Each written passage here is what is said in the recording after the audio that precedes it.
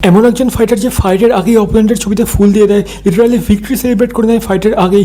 সেই লোকটা ফাইট করতে হয়েছে হোয়াইট হাউসে এই সানডে UFC ফ্রিডম 250-তে। And I am talking about the best fighter right now in the planet, Ilia El Matador টোপুরিয়া।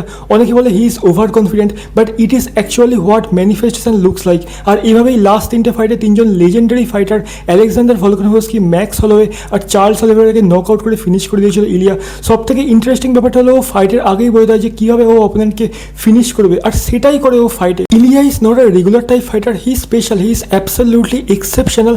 But still আমি বলবো ফাইটটা 50-50 হতে চলেছে, কেননা ইলিয়ার সামনে যে দাঁড়াবে সে হচ্ছে ইউএফসির সব থেকে dangerous veteran fighter Justin the Highlight Gaethje. Dustin Poirier, Tony ফার্গুসনের মতো লেজেন্ডারি ফাইটারদের ওদের প্রাইম টাইমে ফিনিশ করে দিয়েছিল গেজি। কেরিয়ারের প্রতিটা ফাইটে লিটারালি ওয়ার দিয়েছে জাস্টিন, তাই এই ফাইটে কিন্তু ডেফিনেটলি জাস্টিন গেজি একটা জেনুইন চান্স আছে। ইলিয়া জিতলে হয়ে যাবে ইউএফসির অল টাইম বেস্ট ফাইটারদের মধ্যে একজন, কিন্তু যদি জাস্টিন গেজি যেতে তাহলে ও হয়ে যাবে এর রকি বালবোয়া। তোমাদের কি মনে হয় হোয়াইট হাউস থেকে বেল্ট হাতে নিয়ে কে বেরোবে, ইলিয়া নাকি জাস্টিন? কমেন্টে জানিও। আর এরকমই কমব্যাট স্পোর্টসের আপডেট আরও বাংলায় পাওয়ার জন্য চ্যানেলটাকে সাবস্ক্রাইব করে দিও।